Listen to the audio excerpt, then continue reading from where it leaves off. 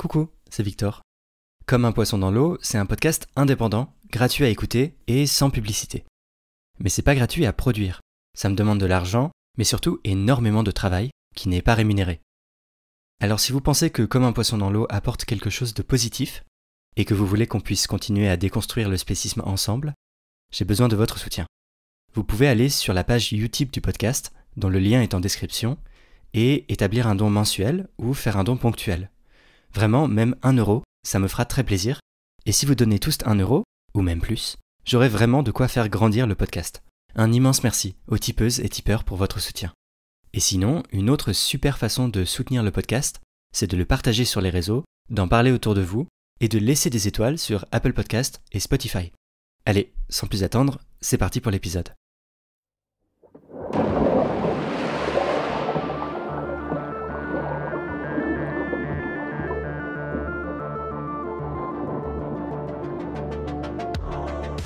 Salut, moi c'est Victor Durand-Lepeuch. Et vous écoutez un entretien de Comme un poisson dans l'eau, le podcast contre le spécisme.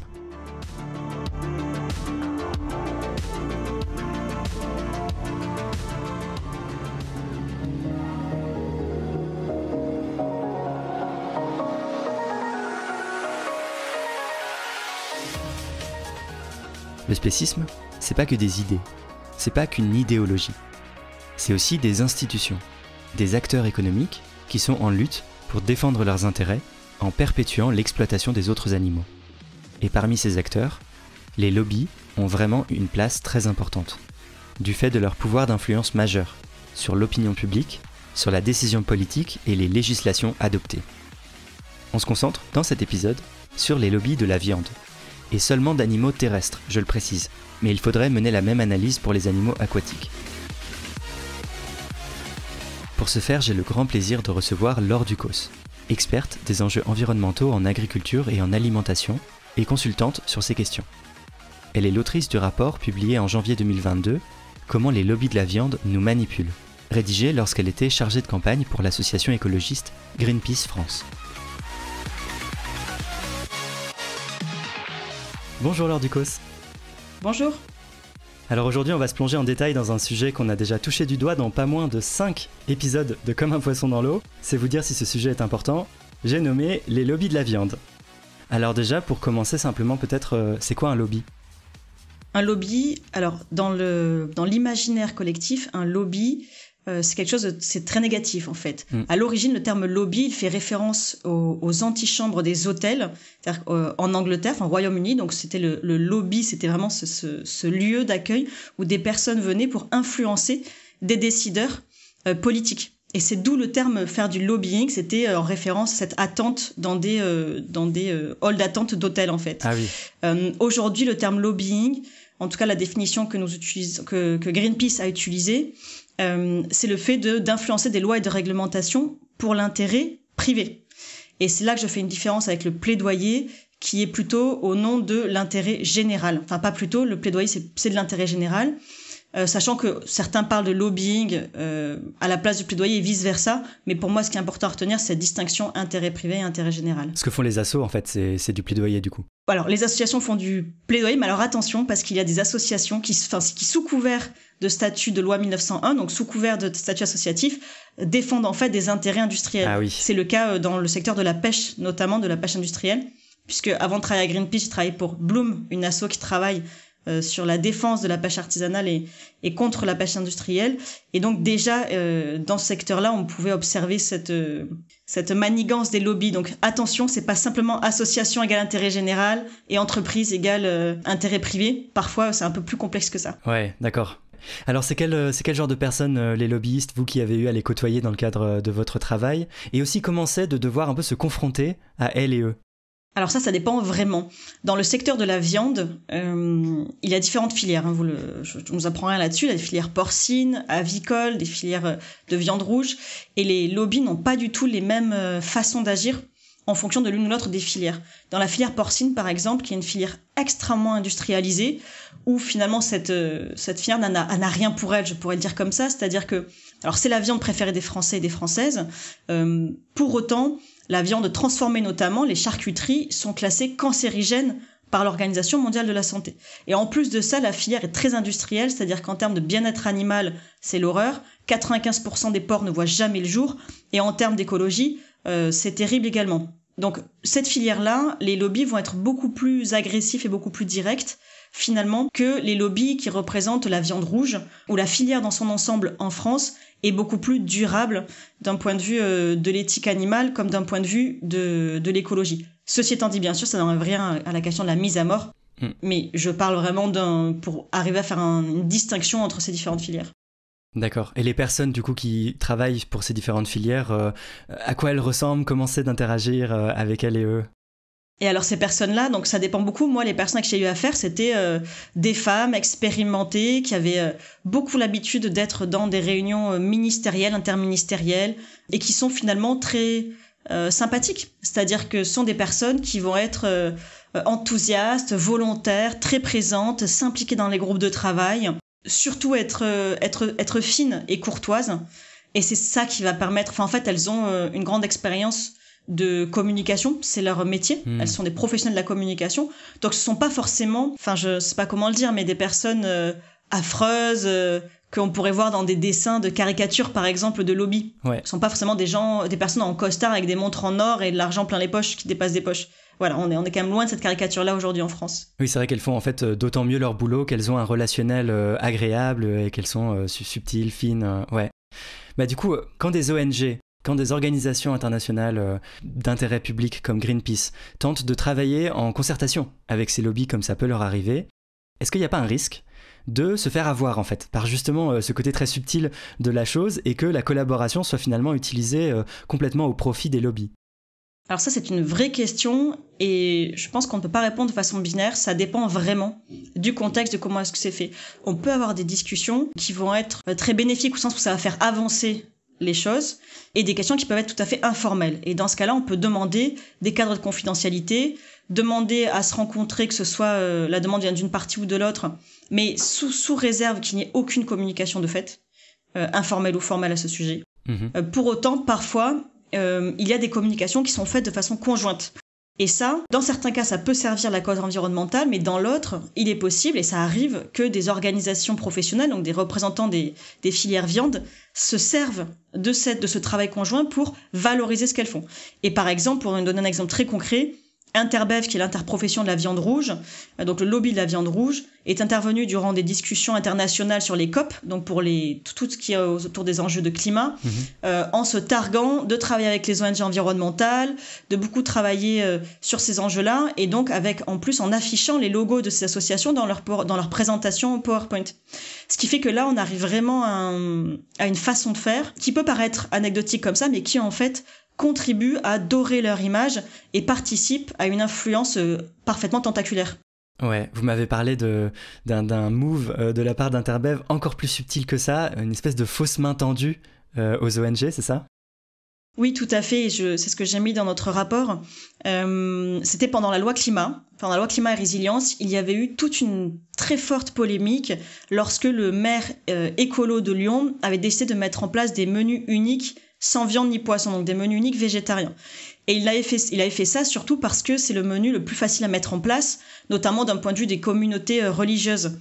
Donc finalement, c'est le menu le plus accepté par toutes et tous, qui pose le moins de problèmes. Et comme il y avait des contraintes techniques dues à la pandémie, eh bien, c'était plus facile de mettre un menu unique végétarien. Et il s'est fait tomber dessus, et suite à ça, il y a eu énormément d'une grosse polémique. Il y a eu beaucoup de journalistes, enfin, ça fait couler beaucoup d'encre chez les journalistes et chez les politiques. Et suite à ça, comme on était en pleine loi climat, donc toujours nos amis d'Interbev ont publié une lettre ouverte disant, alors je sais plus le titre exact, mais c'était autour de cette main tendue aux associations en disant ne nous laissons pas avoir par les journalistes, ne laissons pas croire qu'il y a une opposition entre viande et écologie. En réalité, nous pouvons travailler ensemble et demander moins et mieux de viande. Alors, il le disait pas comme ça. Il disait en fait limiter la consommation de viande à 2 fois par semaine dans les écoles, mais en fait, c'était pas seulement viande, c'était viande rouge. Et en fait, dans les écoles, les enfants ne mangent pas plus de 2 fois de la viande rouge par semaine, de toute façon, puisqu'ils mangent aussi du poisson, du poulet, du porc, etc. Donc en fait, quand on lisait le courrier rapidement, on avait l'impression que ce lobby était en train de dire il faut manger moins de viande, il faut faire attention à l'écologie. Mais dans les faits, quand on lit très concrètement, ça ne voulait pas du tout dire ça. Ça voulait juste dire maintenons la consommation de la viande rouge à la fréquence à laquelle elle est actuellement. Et sauf que ça, il y a que quand on est un expert du sujet qu'on peut s'en rendre compte. Et donc en fait, ils ont publié cette lettre ouverte sans prévenir les ONG, alors qu'ils ont le numéro de tout le monde, ils ont mon numéro, ils ont celui de mes collègues, et sauf qu'ils nous ont pas prévenus, alors que ça fait quand même des années qu'il y a des discussions entre les ONG et Interbev, hein, donc je veux dire, c'était quelque chose de facile de contacter les personnes qui connaissent, mais ils ont prévenu personne, et non seulement ils ont publié ce courrier dans la presse, mais ils l'ont envoyé à tous les députés de l'Assemblée nationale. Et en fait, quelle est la conséquence de ça? Parce qu'on pourrait dire, à la limite, ils font un coup de com', c'est pas très grave. Oui, c'est un coup de com', c'est ça, ouais. C'est ça, c'est ce qu'on appelle un coup de com'. Pourquoi c'est un coup de com'? Parce que non seulement nous avons décidé de les prendre au mot et de faire un courrier de retour, et on les a contactés, on leur a dit, banco, allons-y, vous proposez de travailler ensemble, faisons-le. Nous, les ONG, on peut co-signer des propositions d'amendements, enfin des propositions pour changer la loi, pour qu'il y ait de la viande de qualité, enfin en tout cas pour que la viande servie dans les écoles soit de la viande qui ne soit pas issue d'élevage industriel. Et en parallèle, on demande à ce qu'il y ait plus de menus végétariens sans viande ni poisson. Une vraie réduction en fait de la consommation de viande. Ouais. Voilà, donc une réduction de la consommation de viande, c'est-à-dire aller vers vraiment du moins et mieux de viande, mais assumer le moins de viande. Et bien évidemment, Interbev a refusé catégoriquement de travailler sur le moins de viande, il ne voulait travailler que sur le mieux de viande. Et en fait, tout c'est là qui est toute la finesse de ce lobby. On revient sur cette idée que les lobbies ne sont pas dans une action caricaturale, aujourd'hui ils sont très fins, très subtils. Et en fait, quand ils ont envoyé ce courrier à tous les députés, ça fait que quand on a discuté après coup avec certains députés en leur disant « Attention, les propositions d'Interbev, elles ne visent qu'à renforcer la consommation de viande ou à maintenir un statu quo et empêchent la réduction de viande », certains, et j'ai pas envie de les nommer, mais certains qui sont très très aguerris et très engagés, donc vraiment de qui on pourrait attendre certains esprits critiques, nous ont dit « Mais attendez, moi j'ai reçu un courrier, Interbev a une position tout à fait entendable, ils sont pour le moins de viande, c'est très bien. » Alors qu'en fait, c'était pas du tout le cas. Mais du coup, est-ce que les ONG ont vraiment pleinement pris conscience de ce risque de récupération, de juste servir d'instance de légitimation pour les lobbies, alors qu'eux, finalement, de leur côté, ils lâchent pas ne serait-ce qu'un centimètre sur les questions de réduction de viande? Alors bien sûr que les personnes qui travaillent dans les ONG, surtout les personnes qui travaillent en plaidoyer ou dans les campagnes, elles sont tout à fait au fait des risques qui existent. Maintenant, je pense que personne n'est en mesure de dire aujourd'hui qu'est-ce qui est le plus stratégique. Est-ce qu'il vaut mieux s'afficher avec une organisation comme Interbev et pousser l'encadrement, par exemple, au niveau européen avec des normes miroirs pour empêcher que de la viande industrielle arrive par vagues déferlantes sur le marché français, ce qui induirait de toute façon un renforcement de l'industrialisation en France? Est-ce qu'il vaut mieux promouvoir aux côtés d'Interbev ce type de mesures miroirs et avoir plus de chances de gagner parce que l'ONG écolo ne passera pas que pour une ONG écolo, mais aussi pour une ONG qui défend les éleveurs, les plus petits éleveurs français? Est-ce qu'il vaut mieux faire ça et prendre le risque que son image soit utilisée? Ou est-ce qu'il vaut mieux ne rien faire avec, mais du coup n'avoir à peu près aucune chance de gagner quelque chose comme des mesures miroirs au niveau européen? Ça, c'est quelque chose où les ONG ont des positions différentes. Je ne vais pas forcément les nommer ici parce que c'est pas le but de juger telle ou telle pratique et que toutes les stratégies, pour moi, peuvent se valoir. Mais ce qui est sûr, c'est que quand une stratégie est choisie, elle est faite en conscience. Et ensuite, il n'y aura que l'avenir qui pourra nous dire laquelle était la plus efficace. Oui, d'accord. Alors, du coup, quels sont les principaux lobbies de la viande? On a déjà parlé beaucoup d'Interbev et on va beaucoup en parler parce que c'est le principal lobby. Mais aussi, quel type d'institution c'est les lobbies de la viande et quelles sont les principales?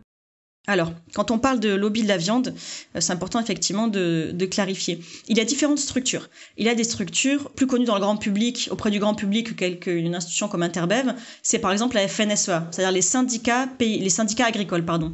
Donc la FNSEA, c'est le syndicat agricole majoritaire, qui représente plusieurs centaines de milliers d'agriculteurs et d'agricultrices. Ce syndicat, par exemple, il est généraliste. C'est comme la Confédération paysanne ou la coordination rurale, ce sont des syndicats qui défendent l'ensemble des intérêts des filières agricoles et d'élevage. Donc, ce sont des organisations qui peuvent être considérées comme des lobbies de la viande, quelque part. Pour autant, c'est difficile de savoir précisément quelle part de leur activité est dédiée à la défense des intérêts des industries de la viande. Et ensuite, il y a quand même par exemple, j'ai cité la Confédération paysanne, mais elle défend beaucoup l'élevage paysan, elle assume le fait qu'il faut réduire la consommation de viande, qu'il faut arrêter les élevages industriels, etc. Donc, on n'est pas sur les mêmes positionnements selon les syndicats. Ensuite, il y a d'autres types d'organisations. Il y a les industries agroalimentaires. Si on parle de ERTA, Bigard, Charal, toutes ces grandes marques qui vont fournir du jambon sous vide, du jambon industriel, qui vont fournir des nuggets, ce genre de choses, eh bien, ce sont des industries qui vont, à un moment donné, pouvoir ou souhaiter défendre les intérêts de leur filière. Et en même temps, ce sont des industries qui sont plutôt mues par, alors hormis peut-être certaines qui sont spécialisées sur la viande, mais sinon la plupart, en fait, elles suivent plutôt les évolutions de consommation, les évolutions des attentes sociétales. Et donc, par exemple, quand elles ont vu que la réduction de viande était en cours, elles sont tout de suite mises à proposer des alternatives à la viande. Alors, ce sont des produits ultra transformés, gras, sucrés, salés, bourrés d'additifs, donc vraiment très mauvais pour la santé. Mais elles se sont mises à faire des nuggets sans viande, des saucisses végétales, etc. Donc, ce sont des industries qui vont défendre leurs produits, mais plus dans un objectif purement commercial que pour la défense des filières viande en général. Elles n'ont pas spécifiquement intérêt à ce que les gens consomment plus de viande que de saucisses transformées, produites avec beaucoup d'eau et d'additifs, en fait. Ouais, elles s'adaptent, en fait. Donc, elles s'adaptent au marché, c'est ça. Et ensuite, il y a d'autres structures, notamment les organisations professionnelles. Et au sein des organisations professionnelles, il y a les structures qui représentent les intérêts des filières qui sont là pour communiquer. Et c'est le cas de Interbev, Envol. Donc, Interbev, c'est les représentants de la filière de la viande rouge. Envol pour la volaille. Et Inapor, c'est la représentante des filières porcines. Et donc là, ces structures-là, elles visent à vraiment... Enfin, leur but premier, leur raison d'être, c'est de défendre les intérêts de ces filières. Et votre rapport, du coup, se centre vraiment sur ces institutions-là, sur ces interprofessions. C'est ça. D'ailleurs, vous faites une cartographie au début du rapport qui est passionnante. Ça montre à quel point toutes ces institutions sont vraiment hyper connectées. C'est un vrai maillage, mais au point où, en fait, il y a beaucoup de personnes qui travaillent dans plusieurs institutions à la fois. Exactement. Alors, j'inviterai les personnes à consulter ce rapport si elles veulent en savoir plus, mais c'est ça, ce qu'on a voulu comprendre, c'est parce que comme cette influence des lobbies de la viande, elle est subtile, et que prise une à une, les actions finalement ne sont pas choquantes, en réalité, quand on fait ce maillage et qu'on fait la somme de toutes ces pratiques d'influence et de tous ces réseaux d'influence, là, on constate ce que j'appelais tout à l'heure une influence tentaculaire.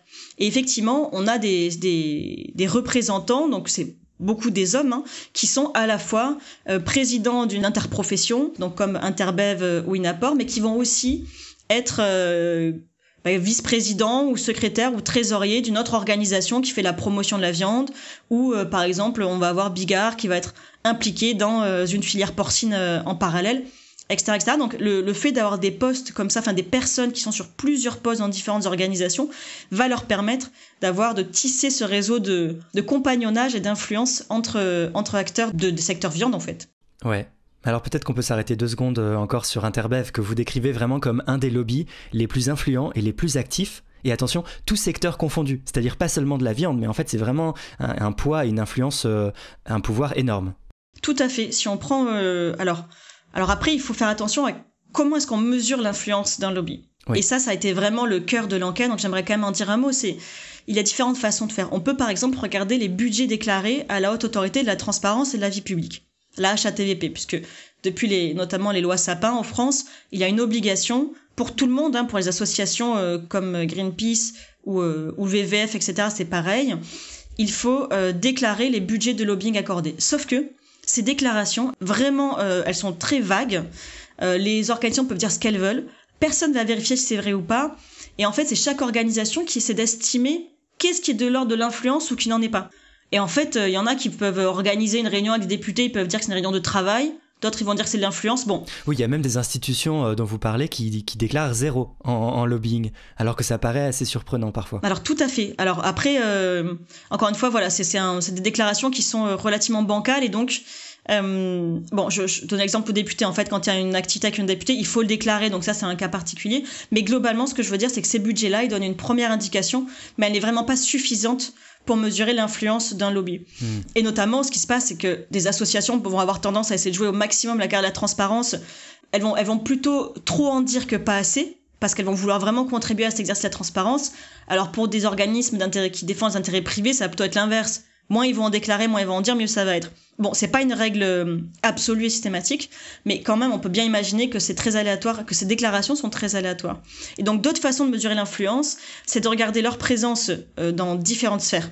Et par exemple, l'Interbev, cette interprofession est extrêmement présente sur les réseaux sociaux, dans les écoles auprès des enfants, on pourra y revenir, mais aussi auprès des scientifiques et auprès des députés ou des sénateurs. Donc, en fait, ils ont une influence qui est vraiment, qui est partout, à tous les âges de la vie. Et ça, c'est pour nous un très fort marqueur. On peut aussi regarder les budgets publicitaires. Et donc, par exemple, si on compare avec Inapor ou Envol, donc les lobbies du porc et de la volaille, Envol, par exemple, va avoir des budgets bien plus minces en termes de lobbying. Par contre, elle va quand même mettre plusieurs dizaines de milliers d'euros dans de la communication sur les réseaux sociaux ou à la télé. Pareil pour Inapor, ils vont être moins bons en plaidoyer auprès des députés, mais ils vont avoir des centaines de milliers d'euros. Ils ont un budget qui avoisine les 2 millions d'euros en termes de com par an pour inciter à la consommation de viande de porc. Donc voilà, donc en fait, on peut pas compter des points par réseau d'influence, par exemple, mais par contre, ce qu'on a pu se rendre compte, c'est que d'un point de vue qualitatif, Interbev est de loin la plus puissante et la mieux installée en termes d'influence auprès des consommateurs et des consommatrices. Ouais, et comme vous le dites, elle est absolument partout, elle multiplie les moyens d'action, les leviers d'action, et même à des endroits où Interbev a priori rien à faire, par exemple dans des panels sur des questions de repas végétariens. Oui, tout à fait. Ça, je peux en dire un mot parce que j'ai fait partie pendant plusieurs années d'un groupe de travail interministériel qui visait à établir des règles pour l'application de menus végétariens dans les écoles. Donc c'est quand même des millions de menus par an, des millions d'enfants qui sont concernés chaque année. Et on avait obtenu ça parce que, en tant que représentant de Greenpeace, j'avais un poste dans ce groupe de travail, parce que nous avions beaucoup œuvré dès une loi qui était passée, une loi alimentation, pour le dire vite, qui était passée en 2017, qui a été préparée en 2017 et votée en 2018, puis au sein de la loi climat en 2020, sont deux gros processus où nous avons fait beaucoup de plaidoyer ou de lobbying positif, si on voulait jouer le jeu de cette appellation-là. Et on avait beaucoup discuté avec les différents ministères et les députés. J'avais rédigé un rapport déjà en fin 2017 expliquant que ce n'était pas normal qu'il y ait de l'influence des représentants de filières viande et des agro-industriels dans des instances qui parlent de nutrition dans les cantines. Ouais. Et quand ils ont mis en place, donc du coup ils ont voulu faire changer ça, et donc ils ont invité des associations autour de la table, et donc on a participé à des groupes de travail vraiment sur spécifiquement les menus végétariens. Donc pas uniquement tous les menus, mais vraiment les menus sans viande ni poisson. Et dans la loi, il est bien clair que les menus végétariens sont des menus sans viande ni poisson. C'est pas une question de mauvaise compréhension de la définition. Ouais. Eh bien, dans ce groupe de travail-là, il y a toujours des représentants d'Interbev, le lobby de la viande rouge. Donc voilà, donc c'est quand même merveilleux. C'est quand même, on se retrouve à discuter de menus sans viande avec un représentant de la viande. Et bien sûr, donc nous, on n'est pas là pour juste parler nutrition, donc j'ai bien évidemment soulevé ce point. Et j'ai pas vraiment eu de réponse en face. On m'a dit que la personne, en fait, ce qui se passe, c'est que c'est aussi une façon d'influencer de façon subtile, c'est que les représentants de ces industries-là envoient non pas des personnes qui ont des formations en com, mais des personnes qui sont nutritionnistes ou diététiciennes. Donc en fait, leur argument, c'est de dire non, mais je suis ou cette personne est diététicienne, donc c'est pour ça que nous sommes dans ce groupe de travail et on défend l'intérêt général des enfants. Et donc, en fait, ils se retrouvent au nom d'Interbev à représenter des intérêts nutritionnels pour des enfants dans un groupe de travail sur les menus végétariens. Ouais. Bon, moi, je trouve que ça a du sens dans la mesure où le lobby de la viande nous vend des salades qui soient sur des panels végétariens, mais... C'est ça.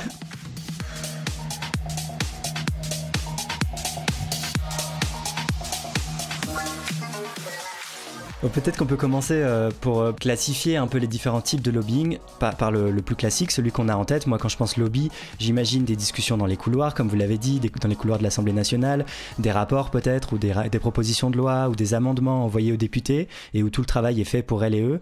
C'est bien comme ça que ça se passe, a priori. Tout à fait. Alors là, on parle vraiment du lobbying au sens le plus strict, c'est-à-dire vraiment l'influence des lois et des réglementations. Et donc, ça se fait. Alors oui, on parle des couloirs. Bien évidemment, il y a des choses qui se passent dans les couloirs, mais c'est aussi beaucoup de rendez-vous directs. Tout comme une association pourrait prendre rendez-vous avec un député si il ou elle l'accepte. Et pour ça, il y a des argumentaires qui sont envoyés, des propositions d'amendements, etc. Maintenant, je tiens à préciser quand même que les associations font ça aussi. Oui. Elles développent des argumentaires, elles proposent des amendements, etc. Ça paraît quand même important de le préciser parce qu'on n'est pas en train de dire que ce qu'ils font n'est pas normal de ce point de vue-là. En fait, c'est le jeu de la démocratie que les députés rencontrent tous les acteurs les industriels, les représentants des filières viande, les représentants des filières végétales, les associations, et à partir de là, ils font leur travail. Enfin, ça, c'est la théorie. En réalité, certains députés refusent de voir les associations et ne vont recevoir que des industriels. Tout comme certains députés ne vont pas recevoir des industriels parce que ils savent que les arguments vont être notamment faussés. Et on nous avait fait passer, notamment des députés, nous avait fait circuler des argumentaires d'Interbev ou des argumentaires aussi de la FNSEA. Et en fait, il y a des arguments qui sont extrêmement raccourcis, des chiffres qui sont donnés sans source, qui sont complètement faux, ou qui sont tirés d'études qui en fait sont pas du tout représentatives ou applicables au niveau français, etc., etc. Donc en fait, voilà, c'est important de remettre en question. C'est non pas uniquement le fait d'avoir des rendez-vous, ça pour moi c'est normal, mais vraiment de qu'est-ce qui est dit à ce moment-là et comment ils essaient de mettre de la confusion dans les questions scientifiques, par exemple. Ouais, et pour qu'on comprenne bien un peu comment ça marche dans le relationnel, c'est aussi la volonté d'établir une forme de collusion, même de copinage avec les personnes de pouvoir qui vont prendre des décisions. Ça passe par des invitations à des bons déjeuners, et même vous parlez dans le rapport de clubs parlementaires dédiés à ces questions. J'ai trouvé ça assez fou. Tout à fait. Alors ça, c'est une pratique qui est relativement ancienne.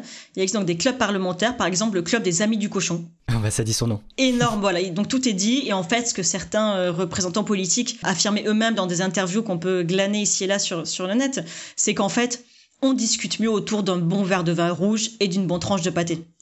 Je cite, je sais pas ce que je pense, mais je cite. Oui. Voilà, je suis désolée pour toutes les personnes véganes qui écouteront ce podcast. Mais en tout cas, c'est ça, comme ça que ça se passe. On fait ce qu'on appelle du copinage, c'est-à-dire qu'on va établir des liens de confiance pour ensuite mieux faire passer certaines propositions.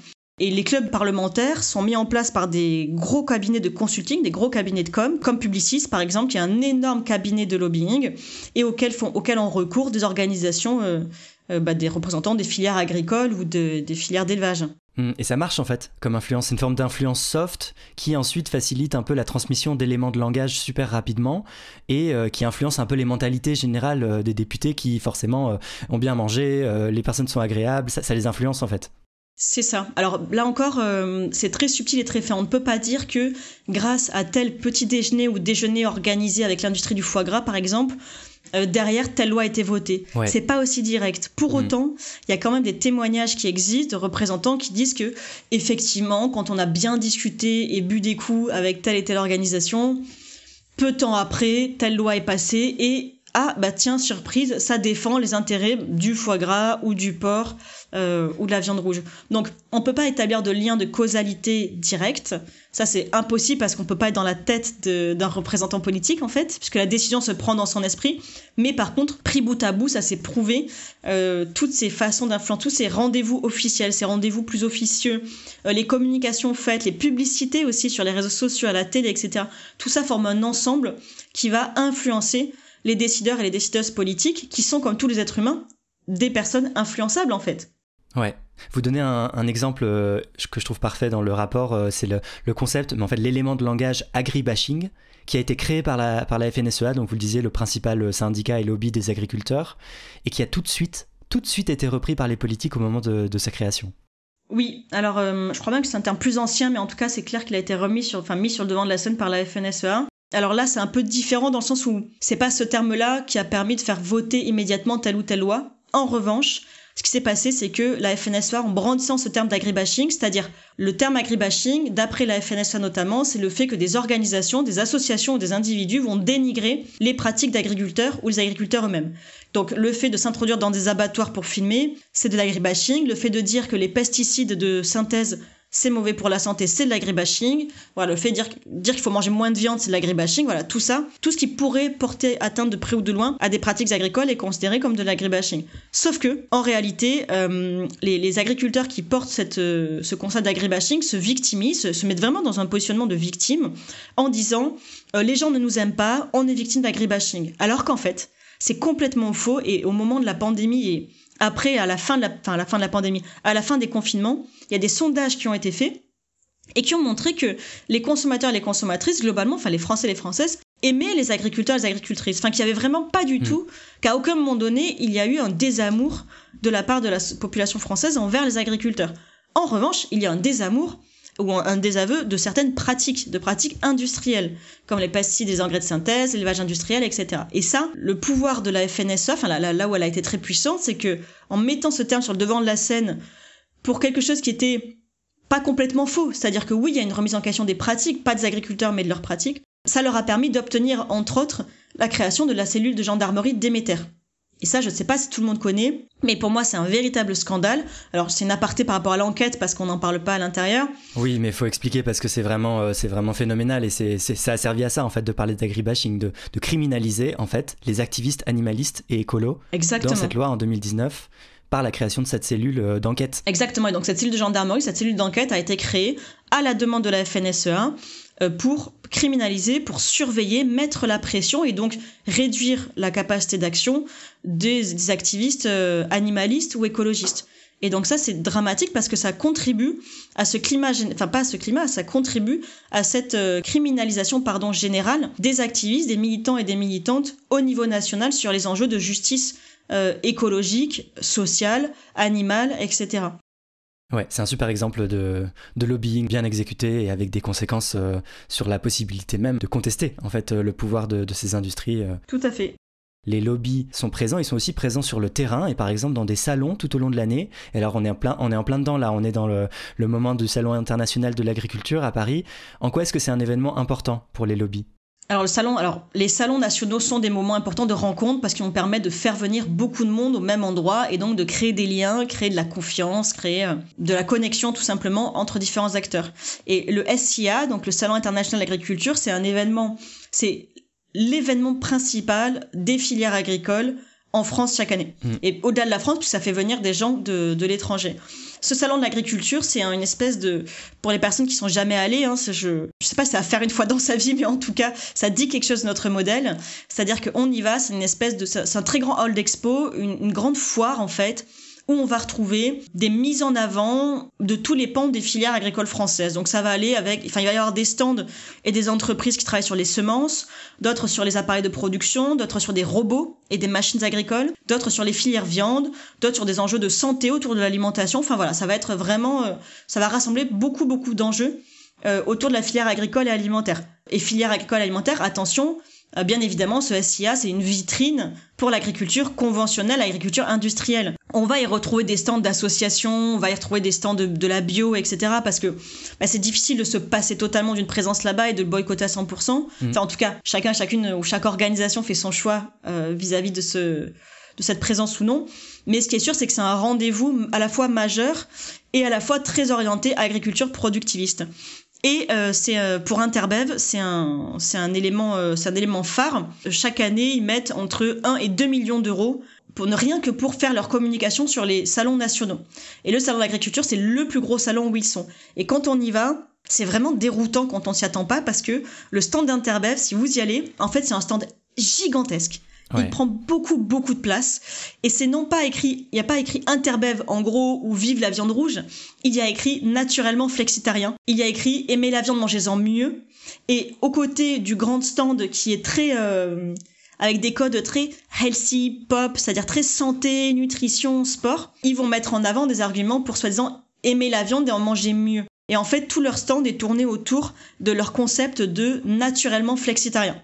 Et en fait, ce qu'a fait Interbev, c'est que pour ce salon et pour toute leur campagne de com, ils ont détourné la signification du terme flexitarien. Et ça aussi, c'est une grande pratique d'influence des lobbies quels qu'ils soient. C'est pareil pour le sucre ou même pour le cracking ou le fracking pour l'extraction de gaz de schiste. Il y a eu ce détournement aussi de champ lexical, de sémantique. C'est-à-dire que Interbev fait croire aux personnes, fait croire à des millions de consommateurs que être flexitarien, c'est de manger de la meilleure viande et donc de manger de la viande française. Comme si la viande française était tout le temps et parfaitement durable. Alors déjà, c'est pas le cas. Et ensuite, ils ont détourné le terme, c'est-à-dire que pour eux, si on mange une meilleure viande, il n'y a pas besoin de réduire la consommation de viande. Et donc, son énorme stand plutôt est composé d'informations sur ça, sur le flexitarisme qui consiste à manger de la viande française en fait. Et à côté de ça, vous avez carrément des ateliers de sport avec des petits instants minutes sport et nutrition, sport et diététique pour vraiment donner une image de la consommation de viande très saine, très associée à un mode de vie presque un peu parfait, un mode de vie un peu urbain, sain, etc. Et quand je dis ça, bien sûr, c'est selon les concepts, selon les critères d'Interbev, hein, c'est pas ma vision des choses.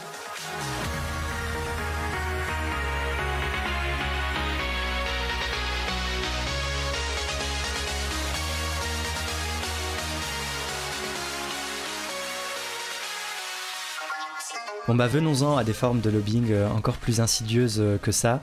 Je dois dire, je suis allé d'indignation en indignation en lisant votre rapport et ça a fait beaucoup réagir et à juste titre, je pense, la question de l'influence sur les enfants. Vous prouvez dans ce rapport que les lobbies de la viande cherchent à influencer directement les enfants.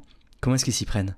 Oui, tout à fait. Alors ils font pas que chercher à le faire, ils y arrivent bien, ça c'est prouvé. Alors là, pour ça, on s'est basé beaucoup sur des données d'Interbev elle-même. C'est-à-dire qu'on n'est pas allé seulement nous enquêter sur le terrain. On a vraiment pris les rapports d'activité qui donnent des chiffres qu'on ne peut pas remettre en question puisque c'est l'interprofession elle-même qui les donne. Et en fait, ce qui montre, c'est que par exemple, en l'espace de quelques années, ils ont touché plus de 500 000 enfants, donc 1,5 million d'enfants, je crois que c'est de 6 à 10 ans ou 6 à 11 ans, grâce à leur campagne de communication avec la famille Jolipré. Et tout ça, en fait, c'est un concept de communication qu'ils ont mis en place, toujours pareil, autour de manger bien, manger mieux, manger de la salade, des légumes, des fruits frais et avec de la viande. Et donc, ils ont déployé énormément d'outils. Donc, ça va, pour être très concrète, ça va des kits pédagogiques avec, par exemple, des quiz sur qu'est-ce qu'une boulette de viande, à des recettes sur comment cuisiner de la viande, à des posters avec les différents morceaux de viande d'un animal, etc. Ou par exemple des quiz sur aujourd'hui une ferme, est-ce qu'elle produit son énergie ? Eh bien, on va avoir le choix entre oui, elle fait de la méthanisation, oui, elle a des panneaux solaires, ou oui, un peu de tout ça. Bon, eh ben en fait, l'enfant a pas trop le choix. Ou alors il va y avoir des coloriages pour les enfants et ça va représenter une ferme avec des éoliennes, des panneaux solaires, un petit méthaniseur. Les animaux gambadent dans les prés, ils ont le sourire aux lèvres, les vaches ont presque une fleur entre les dents. Enfin voilà, c'est vraiment tout un concept de communication extrêmement idyllique auprès des enfants. C'est que par exemple, il y a l'œil du 20h à la télévision qui avait fait un reportage auprès d'enfants. Il mettait en lumière le témoignage d'une maman qui avait fait à manger à sa fille le soir sans viande ni poisson parce que sa fille en avait mangé à l'école donc elle avait pas envie de lui donner beaucoup de viande. Et sa fille est rentrée le soir en disant « Mais maman, je comprends pas, c'est pas équilibré le repas, il y a pas de viande ». Et donc là, la mère comprend pas parce que d'habitude, elle mange assez peu de viande. Enfin, elle-même cuisine très peu de viande. Elle dit mais pourquoi est-ce que tu dis ça ? C'est étonnant. Elle lui dit oui, il y a une dame qui est venue à l'école aujourd'hui nous en parler et nous a dit qu'il fallait de la viande tout le temps. Et donc là, la mère fait son enquête. Elle se rend compte qu'en fait, c'était des représentants des viandes, pas du tout des nutritionnistes indépendantes qui étaient intervenus pour dire aux enfants qu'il fallait consommer de la viande. Qui proposent des animations gratuites aux enseignantes et enseignants, ouais. Voilà. C'est même pas seulement les enfants, en fait, bon, c'est ce qui est le plus choquant, mais plus largement, c'est les jeunes qui sont une cible privilégiée par ces lobbies, et ça passe notamment par des énormes campagnes de publicité. Tout à fait. Et alors là encore, je remercie les industriels de la viande de donner autant de chiffres dans leur propre rapport d'activité, parce que ce sont nos sources principales pour ces données-là, parce que sinon on ne pourrait pas les analyser. En fait, l'influence sur les réseaux sociaux, et ça c'est un vrai problème, c'est que contrairement à la publicité à la télé, elle n'est pas du tout autant mesurable, et donc c'est difficile de l'identifier. Sauf si les industriels, les lobbies eux-mêmes mettent en place des campagnes, des sondages, etc. et les diffusent. Donc, si on regarde ces données-là, donc des lobbies eux-mêmes, on se rend compte qu'ils ont déployé des campagnes de communication massives sur les réseaux sociaux pour toucher tout le monde, mais surtout les jeunes. Parce qu'en fait, ce qu'il faut bien comprendre, c'est qu'il y a une tendance à la réduction de la consommation de viande en France. Globalement, les Français, les Françaises, et en particulier les jeunes, mangent moins de viande, voire beaucoup moins de viande. Alors ça, c'est vrai, par contre, pour la viande rouge et pour le porc. Mais pour la volaille, par contre, c'est en augmentation. Oui, ça augmente. Ouais. Ça augmente. Donc, en fait, c'est juste un report. Donc, ça reste très inquiétant pour le futur, en termes d'écologie ou de bien-être animal. En revanche, pour la filière viande rouge, c'est très inquiétant parce qu'ils perdent des clients et des clientes, en fait. Et donc, ils ont l'une de leurs cibles favorites. En plus des enfants très jeunes, ce sont les adolescents ou les jeunes, les millennials. Donc les jeunes qui ont aujourd'hui une vingtaine d'années. Ouais. Et donc ils vont faire des grosses campagnes sur les réseaux sociaux en reprenant les codes des plus jeunes. C'est-à-dire en reprenant, par exemple, il y a une affiche d'Inapor, donc la filière porcine, qui montre une fille, une jeune fille ou une jeune femme, je sais pas si elle danse, comme si elle écoutait de la musique, mais en tout cas elle secoue les cheveux avec dynamisme et elle a des cheveux roses. Donc vraiment, ils reprennent ces codes à la fois couleurs, à la fois même musique, pour ce qui est de la bande de son, très associé à la pop culture, et donc il va parler à ces jeunes, aux jeunes adultes. D'ailleurs, en anglais, je crois que c'est la campagne Let's Talk About Pork qui a été lancée par Inapor, qui a touché, vous le dites dans le rapport, 74 millions de millennials en Europe en 2020. Et le plus choquant, c'est qu'en fait, cette campagne a été financée par l'Union européenne. C'est ça. Alors ça, c'est aussi un gros point et que je trouve personnellement particulièrement choquant. C'est que pas toutes les communications, mais toute une partie des communications des lobbies de la viande est financée par l'argent du contribuable au niveau européen. Donc par l'argent des Français, l'argent des d'Allemands, etc. Et donc il y a effectivement, je crois que c'est un budget au total de 250 millions d'euros qui est attribué aux filières agricoles, aux filières d'élevage notamment pour soutenir la consommation de viande, alors que, à titre de comparaison, parce que c'est toujours important de remettre en perspective ces budgets, parce que en soi 250 millions au niveau européen, c'est pas grand-chose. Par contre, pour les filières de fruits et légumes, ça va être moins de 20 millions d'euros de budget pour soutenir la consommation. Ah oui. Et les légumineuses, j'imagine pas du tout non plus. Oui, alors faudrait que je revoie, je me rappelle plus pour les légumineuses, mais ce qui est certain, c'est que pour le végétal, c'est bien moins que pour la viande, alors que tous les scientifiques le disent, il est urgent de consommer beaucoup plus de fruits et légumes frais notamment, et de légumineuses en parallèle, et beaucoup moins de viande en fait. Et alors vraiment, ils font feu de tout bois pour toucher les jeunes. Par exemple, on retrouve Interbev dans des fêtes étudiantes de certaines grandes écoles. Oui, alors je crois pas que ce soit des représentants vraiment d'Interbev, mais par contre, Interbev va pouvoir sponsoriser, par exemple, des barbecues dans des grandes écoles comme AgroParisTech. Et donc oui, on a réussi dans notre enquête à retrouver des fils Twitter, par exemple, enfin des posts Twitter, ou les étudiants, ou des posts Facebook, où on voit les étudiants ravis de consommer de la viande. Et donc en fait, je pense pas que les étudiants, par exemple, aient été payés par Interbev, mais c'est juste que, extrêmement heureux, ils font la communication à tous les étudiants en disant venez, on va faire la fête, ça va être super. Et en plus, on a de la viande d'Interbev, donc on va pouvoir se faire plaisir en fait. Ça passe aussi par des brochures de santé. Par exemple, en 2016, la brochure « Santé, n'oubliez pas la viande » à destination des cabinets de médecins a été distribuée dans presque 8000 salles d'attente et ça a touché 22 millions de patients et 100% des villes de plus de 100 000 habitants. C'est gigantesque en fait. Oui, c'est gigantesque. Alors, ça, donc, c'était en 2016. On n'a pas retrouvé de nouvelles informations en ce sens pour les années plus récentes. Je tiens quand même à le nommer. Ça s'est peut-être arrêté, mais notamment parce que depuis la pandémie Covid, depuis le début de la pandémie, il y a eu un arrêt dans certaines salles d'attente de distribution de brochures papier pour des raisons d'hygiène. Donc, c'est peut-être je sais pas si c'est pour ça ou c'est vraiment une décision d'arrêter ce type d'influence. Mais en tout cas, oui, ça montre encore une fois jusqu'où sont prêtes à aller les interprofessions et notamment, Interbev qui vont diffuser des brochures aux médecins et aux infirmiers, aux infirmières pour les influencer et que eux-mêmes en retour influencent leurs patients et leurs patientes. À manger plus de viande avec sur la base d'arguments un peu fallacieux et pas fondés sur le plan de la nutrition quoi. Alors, ça dépend ce qu'on entend par pas fondé. Attention, parce qu'en fait, par exemple, ce sur quoi insistent beaucoup les industriels de la viande, c'est que la viande contient beaucoup de fer et qu'il y a des gens qui manquent de fer. Et ça, c'est vrai. Enfin, je veux dire que la viande contient du fer, beaucoup de fer, c'est vrai, et que des 3% des femmes manquent soit anémiées, pas des femmes, pardon, mais des personnes sont anémiées, c'est vrai aussi. Oui. Mais par contre, eux, ils vont associer ça et ils vont passer sous silence le fait que la viande rouge a été classée comme probable cancérigène par l'OMS, que les charcuteries, c'est classé cancérigène par l'OMS, que ça peut être très bénéfique pour la santé de consommer principalement, voire que des produits d'origine végétale, etc., etc. Donc c'est toujours ça, en fait, la finesse d'Interbev, c'est que ils donnent certaines informations, mais pas d'autres. Ils en omettent et surtout, ils martèlent ce message. Ils le martèlent partout. Aimez la viande, mangez-en mieux. La viande, c'est bien pour le fer. La viande, c'est bon pour la santé. Et c'est ça qui va contribuer vraiment à cet accaparement des esprits, j'ai envie de dire. Il faut voir à quel point toutes ces campagnes sont vraiment super rodées. C'est-à-dire qu'il y a toute une partie de l'argent des lobbies qui sont dépensés pour mener des études en amont, pour analyser un peu les raisons du désamour, par exemple, pour leurs produits, les raisons, comme vous l'avez dit, de la baisse de consommation de viande rouge, pour mieux les récupérer et les instrumentaliser. Donc les jeunes veulent être belles, c'est montré par des études financées par les lobbies. Bon bah Inapor va capter ça et dépeindre le fait que manger de la viande, bah c'est rebelle. Les gens se disent faut réduire la viande et beaucoup s'identifient comme flexitariens sans vraiment réduire leur consommation et hop, Interbev lance une campagne naturellement flexitarien. Bah, c'est incroyable en fait, ils s'adaptent vraiment à ce qui va le mieux marcher chez les gens. Oui, et je pense que en fait pour conclure sur ça, en fait on a affaire à de véritables professionnels. Ouais. Interbev c'est 30 millions d'euros de budget annuel.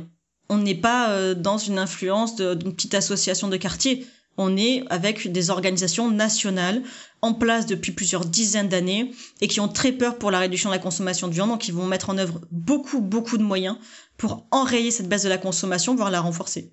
Et ce que vous dites dans le rapport, c'est aussi que ça exploite en fait les faiblesses du service public, parce que le simple fait de proposer des services gratuits à des enseignants qui ont besoin de support pédagogique pour parler de nutrition à leurs élèves, ou à des personnels de cantine qui veulent se former, mais qui du coup se retrouvent avec des formations gratuites pour des plats carnés payés par les industries, et ben en fait c'est parce qu'il n'y a pas de formation publique assurée par l'État, c'est ça ? C'est ça. Et on est même dans un contexte où les moyens accordés aux professeurs, aux instituteurs, aux institutrices pour faire leurs cours ou leurs ateliers est quand même en baisse. Enfin, je veux dire, les conditions dans l'éducation nationale sont difficiles, on le sait, elles sont de plus en plus difficiles.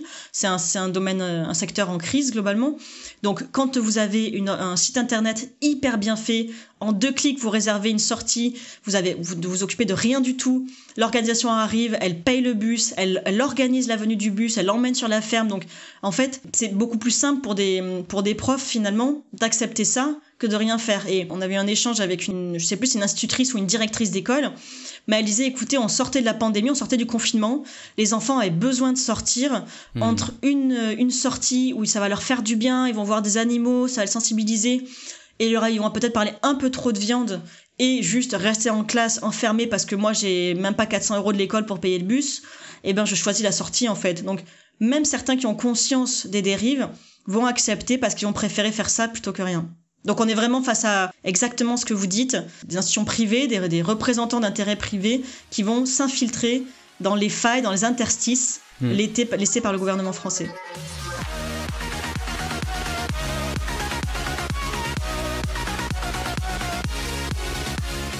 Et on peut en venir à un des points aussi saillants de votre rapport, qui est, vous vous arrêtez sur la pratique du science washing. Est-ce que vous pouvez expliquer de quoi il s'agit ?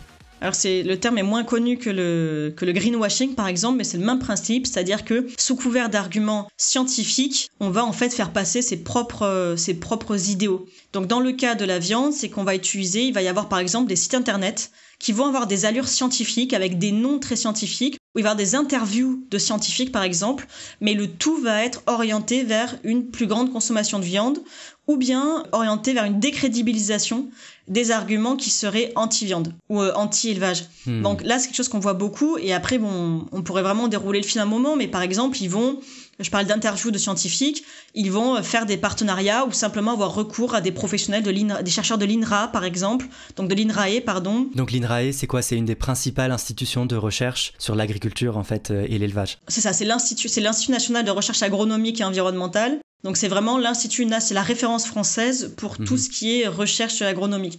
C'est un peu comme l'Ifremer pour les sujets du poisson et de la pêche. Ce sont des instituts qui ont accompagné l'industrialisation de ces secteurs, qui ont vraiment travaillé sur de la génomique, par exemple, pour améliorer la croissance des animaux. Mais en parallèle, à l'intérieur, il y a aussi des chercheurs et des chercheuses qui sont extrêmement mus par l'intérêt général et par l'urgence climatique ou biodiversité, et qui vont travailler sur le développement de l'agriculture biologique, sur les services écosystémiques ou d'autres enjeux dont on a vraiment besoin. Donc voilà, on peut pas dire que l'INRAE est positionné à un certain endroit, ça dépend vraiment des axes de recherche qui sont pris et des orientations stratégiques annuelles ou pluriannuelles. D'ailleurs, vous parlez dans votre rapport d'une publication, quelques idées fausses sur l'élevage et la viande, qui a été dénoncée en interne de l'INRAE par un syndicat.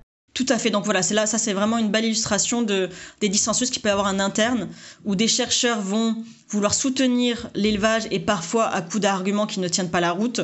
Mais en interne, il y en a qui ont réagi, heureusement, qui l'ont dénoncé publiquement en disant que c'était en désaccord avec ce qui avait été dit et en faisant appel à d'autres sources scientifiques pour démonter finalement le premier argumentaire. Donc c'est là qu'on voit toutes les tensions et que voilà, moi je ne m'hasarderais pas à dire que l'INRAE a tel ou tel positionnement ou est vendu par exemple à des lobbies, pas du tout. Ça dépend vraiment de comment est-ce que c'est fait, dans quel cadre.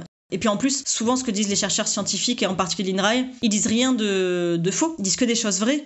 Ils vont par exemple expliquer que alors je suis désolée pour les personnes véganes, mais ils vont quand même expliquer que l'élevage, par exemple, de chèvres ou de bovins laitants, quand il y a accès à l'extérieur, va permettre d'entretenir des paysages et les maintenir ouverts. Et ça permet de maintenir une biodiversité associée, qu'elle soit végétale ou animale. Donc ça peut avoir des effets bénéfiques pour la biodiversité de l'élevage. Ça ne veut pas dire qu'il faut absolument de l'élevage pour maintenir cette biodiversité-là. On pourra envisager d'autres façons de faire, avec des animaux sauvages, etc. Mais dans un contexte où en France, on a décimé les grands herbivores comme les aurochs, où on n'a plus rien, où tout est sous contrôle des humains, c'est pas inintéressant de se dire que certains élevages permettent de maintenir la biodiversité. Enfin, en tout cas, c'est pas faux de dire ça. Et donc, il y a des scientifiques qui travaillent sur ces questions, qui vont les mettre en avant, et c'est normal, c'est leur métier. Peut-être que si on les écoutait en entier ou parlait pendant des heures, ils diraient aussi les effets négatifs de l'élevage dans certains cas. Mais sauf que Interbev ou d'autres lobbies vont prendre ce qui les arrange, vont prendre certaines phrases, certaines idées et les mettre au service de leurs propres idéaux, que ce soit dans un rapport ou un site internet par exemple. Et donc c'est ça qu'on appelle du science washing, c'est vraiment comment détourner la science d'une part et apporter de la confusion dans l'effet scientifique d'autre part. Ouais, puis là c'était vraiment flagrant dans cette publication de l'INRAE qui avait été co-rédigée par Jean-Louis Perrault, qui est donc quand même directeur scientifique adjoint agriculture à l'INRAE, donc c'est pas rien, et qui a en fait participé à la campagne, la fameuse Naturellement Flexitarien de Interbev, avec justement des petits entretiens tronqués qui mettent le focus uniquement sur les points qui servent les intérêts d'Interbev in fine.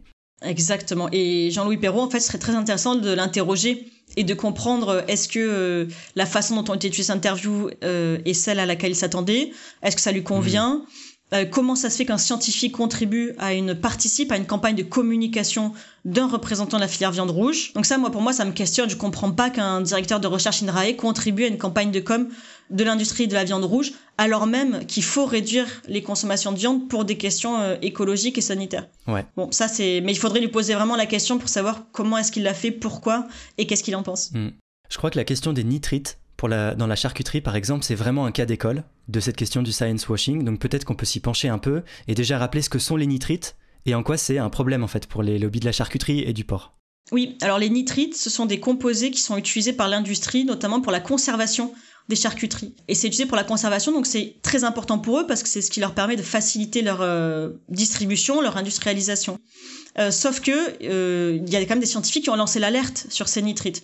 Et donc aujourd'hui, il y a des industriels, notamment la FICT, le lobby de la charcuterie, qui se bat pour surtout créer de la confusion là-dessus et laisser croire que les nitrites sont sans danger. En effet, le Centre international de recherche sur le cancer de l'Organisation mondiale de la santé, de l'OMS, a classé la viande transformée, et notamment la charcuterie, comme cancérogène en 2015. Et le lien entre l'exposition aux nitrites via la viande transformée et le cancer colorectal a été confirmé dans un rapport de juillet 2022 de l'Agence nationale de sécurité alimentaire, l'ANSES. Et par ailleurs, les autoristes de ce rapport soulignent qu'une association est suspectée entre la consommation d'additifs nitrés et divers autres cancers. Ce qui s'est passé concrètement, c'est qu'il y a des scientifiques d'une institution qui s'appelle l'Institut du porc, domicilié exactement à la même adresse qu'INAPOR. Tout à fait. C'est-à-dire le principal lobby du porc, donc c'est quand même un peu bizarre, parce que c'est censé être un institut de recherche. Donc des scientifiques de cet institut du porc qui niaient les risques des nitrites. Exactement, mais là on rentre dans la question des instituts techniques. C'est une partie de l'enquête que l'on a fait, mais ça mériterait d'être creusé pour que ce soit plus fin. Mais ce qui est sûr, c'est que les instituts de recherche, qui sont censés être des instituts de recherche relativement indépendants finalement, se retrouvent au sein de leur comité de pilotage avec des représentants des industries, ce qui n'est pas complètement incohérent non plus, quand on travaille sur, les conditions d'élevage des porcs par exemple. Ça paraît pas complètement incohérent que des gens qui élèvent les porcs soient là pour dire qu'est-ce qui est crédible, qu'est-ce qui ne l'est pas, etc. Pour autant, là où il y a des dérives, c'est quand ces instituts techniques prennent position pour défendre certains produits alors que ces produits sont incriminés par d'autres scientifiques. Et ça a été le cas pour le sujet des nitrites. Ouais, parce qu'il faut voir que la façon dont ça fonctionne, le science washing, c'est aussi une forme de production du doute pour essayer de noyer le consensus scientifique dans plein d'études qui sont financées pour aller dans l'intérêt, en fait, dans leurs conclusions, des lobbies. Donc par exemple, là, dans le cas des nitrites, les lobbies vont financer des études qui vont à l'encontre des études qui disent qu'il y a des dangers, donc financer des scientifiques qui vont conclure qu'il n'y a pas de souci avec les nitrites, et ensuite faire du cherry picking parmi les études pour ne mettre que celles-ci en avant, et après se rapprocher de scientifiques pour utiliser leur autorité en les payant, pour que ces scientifiques soient à la proue en fait et disent il n'y a pas de souci avec les nitrites. Vous parlez par exemple dans le rapport de Jean-Michel Le Serre, qui est une figure reconnue, un médecin nutritionniste, et qui a pareil défendu les nitrites et participé lui aussi à la fameuse campagne Naturellement Flexitarien. Tout à fait. Alors Jean-Michel Le Serre, c'est vraiment un cas particulier parce qu'il y a autant certains scientifiques qui peuvent être utilisés ou faire ça sans penser qu'ils vont contribuer à de la consommation de viande. Autant Jean-Michel Le Serre, c'est quand même un personnage qui est très impliqué et réputé pour être très proche des agro-industriels, enfin des industriels en général. Il est de la fondation de l'Institut Pasteur. Pour bien le remettre, c'est pas rien, quoi. La fondation de l'Institut Pasteur, c'est très reconnu. Ouais. Et c'est quand même une personnalité qui a été la justice l'a accusé d'avoir reçu des 25 000 € des industries pharmaceutiques dans un moment où il faisait partie d'une des grandes autorités de la santé. Donc ça, on est vraiment en plein conflit d'intérêts. Je crois que c'est l'association Anticorps de mémoire qui avait dénoncé ça. Et donc, il aurait quand même reçu 25 000 €. Bon, là, vraiment, dans un cas flagrant de conflit d'intérêts prouvé. Et c'est vraiment un cas grave. Oui, en fait, c'est pas le cas le plus représentatif, finalement, de la façon dont se créent les conflits d'intérêts avec les scientifiques. Eh bien, c'est à la fois représentatif, ça l'est pas, c'est-à-dire que c'est un cas parmi d'autres. C'est-à-dire qu'il y a vraiment de tout, en tout cas, à mon sens, dans le science washing. Il y a vraiment des personnes très impliquées comme Jean-Michel Le Serre et qui savent très bien ce qu'elles font, et d'autres où je pense que c'est un peu plus malgré elles. On n'a pas eu le temps, j'aurais aimé qu'on ait 3 mois de plus pour creuser rien que cette partie science watching, mais ça mériterait de faire encore mieux et plus. En revanche, il y a des personnes qui ont envie de creuser, il y a d'autres personnes qui ont vraiment poussé les recherches sur cette partie-là. Je pense notamment à Stéphane Aurel qui, dans son livre Lobbytomie, a fait le point sur justement les stratégies d'influence et de science washing, ou bien les auteurs notamment des Marchands de doute. Les Marchands de doute, sous-titré « Ou comment une poignée de scientifiques ont masqué la vérité sur des enjeux de société tels que le tabagisme et le réchauffement climatique », est un livre super important, écrit en 2010 par les spécialistes en histoire des sciences Naomi Oreskes et Eric Conway. Il décrit extrêmement bien ce procédé de la fabrique du doute, par les lobbies qui veulent maintenir le statu quo sur les régulations concernant un produit. L'idée est de tout faire pour retarder la reconnaissance d'un consensus scientifique, par exemple sur la nocivité du tabac ou des nitrites, et laisser penser que le débat scientifique n'a pas encore tranché, et que les incertitudes sont encore trop grandes pour justifier d'interdire ou de réguler ce produit. Vous parlez aussi quand même dans le rapport de la façon dont les conflits d'intérêts peuvent émerger, notamment par des partenariats publics-privés avec les industries de la viande au sein des entreprises, des écoles d'ingénieurs agronomes par exemple. Oui, et là on revient sur la question dont on parlait tout à l'heure des failles ou des interstices laissés par le gouvernement, c'est-à-dire que dès lors qu'il n'y a pas assez de fonds pour la recherche, tout comme il n'y a pas assez de fonds pour une bonne qualité dans le système éducatif, eh bien on va avoir des industriels qui s'engouffrent et qui finalement pallient à ce manque de recherche à ce manque de fonds pour la recherche privée. Et c'est un peu le même problème qu'on a au niveau européen sur la question des pesticides. C'est-à-dire que les molécules de pesticides de synthèse sont autorisées ou non, mais en tout cas leur mise sur le marché est homologuée suivant des études. Et ces études, qui a l'argent et le temps pour les faire ? Eh ben, les industriels. Donc en fait, quand une molécule de synthèse de pesticides est mise sur le marché, ça s'est fait selon des études industrielles et rarement, selon des études publiques, indépendantes, etc. Et donc ça, c'est extrêmement problématique. Parce qu'ensuite, ces seuils de pesticides autorisés vont justifier leur utilisation massive, alors qu'en fait, la recherche sur laquelle le processus est basé manque totalement de cohérence et de rigueur. Ouais. Un dernier point que j'ai trouvé passionnant dans votre rapport sur l'utilisation de l'autorité et de la forme un peu de la science pour servir des intérêts privés, c'est le fait que ça prend toujours cette forme du désintox. Genre on va démonter les mythes sur l'élevage, on va démonter les mythes sur la viande. Et ça prend toujours les sites où leurs campagnes prennent beaucoup cette forme qui emprunte au code rationaliste de l'esprit critique. Oui, tout à fait, et qui marche bien auprès des plus jeunes aussi. Ouais. Ça répond toujours aussi à cette exigence de vouloir des informations concises, bref, facilement accessibles.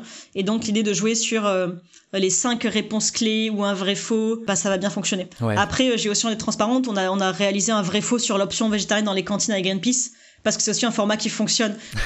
Donc voilà, c'est juste pour dire qu'il y a certaines pratiques, qui sont largement utilisées, et en fait, tout ça fait partie de l'ensemble des pratiques d'influence. Et les pratiques d'influence, en fait, la question, c'est pas tant est-ce qu'elles sont problématiques en soi, est-ce qu'elles ont une problématique intrinsèque, c'est à quel service elles sont mises, pour quelles fins elles sont utilisées. Et quand on fait des vrais faux, quand on utilise des mythes, ou quand on utilise les codes des jeunes millennials, par exemple, des jeunes adultes, c'est pas la même chose de les utiliser pour qu'ils consomment plus de légumineuses et fassent plus de sport que pour l'instant consommer plus de viande ou des produits industriels. Donc voilà, c'est vraiment, encore une fois, la façon dont sont utilisées ou détournées ces pratiques qui est importante pour moi plus que ces pratiques elles-mêmes. Ouais, ok, complètement. Laure Ducos, est-ce que vous avez 3 ressources à nous recommander ? Oui, Alors il y en a plein que j'aimerais recommander. J'ai déjà parlé du livre de Lobotomie, le livre Lobotomie de Stéphane Aurel. Mais si j'en prends d'autres, il y en a un que j'ai vraiment envie de recommander, c'est la bande dessinée de Inès Léraud qui s'appelle Algues vertes. Je pense que cette bande dessinée-là, pour les personnes qui aiment ce format, elle est extrêmement édifiante. Elle montre à la fois l'évolution historique socio-économique du système agricole breton et de tout l'impact à travers ce fil rouge, ce sujet algues vertes. Elle montre aussi le désarroi des agriculteurs et des agricultrices en Bretagne. Elle montre comment les industries automobiles sont développées et ont fait en sorte de récupérer de la main-d'œuvre en fermant des productions agricoles parce qu'elles avaient besoin de main-d'œuvre dans les usines automobiles. Enfin voilà, elle montre comment la question agricole et l'industrialisation notamment des élevages est imbriquée à l'ensemble de l'évolution capitaliste et néolibérale de la société. Donc j'aime beaucoup cette référence Algues vertes Inès Léraud. Et ensuite un autre livre, parce que là on a beaucoup parlé d'influence des lobbies et il y a un gros enjeu à réduire très très fortement la consommation de viande. Et pour certaines personnes, et je sais que pendant ce podcast c'est plutôt cette audience-là, mais pour certaines personnes il est même urgent d'arrêter tout court de manger des animaux ou des produits qui ont engendré de l'exploitation animale. Par contre, on a moins parlé de tout ce qui est qualité et de tout ce qui est agronomie et de tout ce qui est enjeu de nourrir tout le monde avec une alimentation de qualité, avec le fait de recréer du lien. Et il y a des chercheurs qui ont fait un travail que je trouve vraiment très fort qui s'appelle le scénario TIFA, 10 Years for Agroecology. Donc je le dis avec un accent bien français, mais donc TYFA. Et avec ce scénario, ils ont montré qu'à 2050, on pouvait nourrir tous les Européens et les Européennes en prenant en compte l'évolution démographique et en se passant complètement à 100% d'engrais et de pesticides de synthèse et en favorisant plus de biodiversité. Par contre, ils ont regardé les flux d'azote, ils ont regardé en fait est-ce que techniquement, on peut nourrir tout le monde avec la bio, concrètement. Et pour ça, ils montrent que oui, c'est complètement possible. Ils répondent à toutes les questions des détracteurs de la bio. Par contre, ça nécessite de réduire beaucoup les volumes de consommation de la viande, et en particulier de la viande de porc et la volaille. Et c'est important parce que la volaille, on l'a dit tout à l'heure, mais la consommation est grimpante. Alors pour les autres viandes, ça se réduit très légèrement, mais ça se réduit. Donc il y a un enjeu à repenser notre modèle de demain et à recréer des récits futurs qui donnent envie aux gens. Et donc ils ont créé ce scénario qui est très technique, mais ils ont fait un livre qui pour le coup est très accessible et vraiment il le raconte vraiment, ça se lit comme une histoire, mais c'est établi scientifiquement. C'est Demain une Europe agroécologique et les auteurs c'est Xavier Poux et Pierre-Marie Aubert avec la participation de Marielle Cour. Donc ça c'est un livre que je recommande.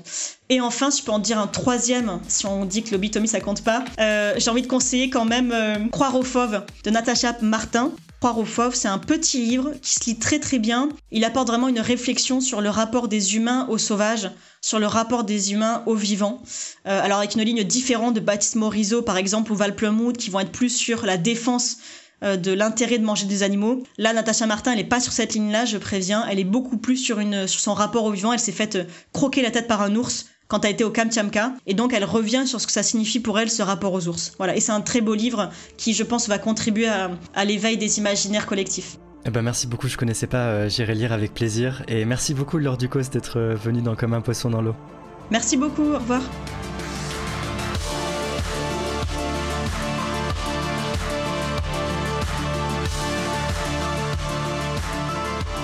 C'est la fin de cet épisode, j'espère que vous l'aurez trouvé intéressant et instructif pour contrecarrer la désinformation active des lobbies de la viande. Je dois dire que je suis assez content de la diversité des sujets qu'on aborde ensemble dans ce podcast. En tout cas moi, je m'efforce à ce que chaque épisode soit utile à la réflexion autour du spécisme ou à la lutte contre cette oppression. Et je vous remercie pour tous vos retours, positifs et critiques, qui m'aident à encore mieux traiter les sujets. N'hésitez pas à continuer à me dire sur les réseaux ce que vous pensez des épisodes. Et merci aux tipeuses et tipeurs qui me soutiennent. Allez, bisous.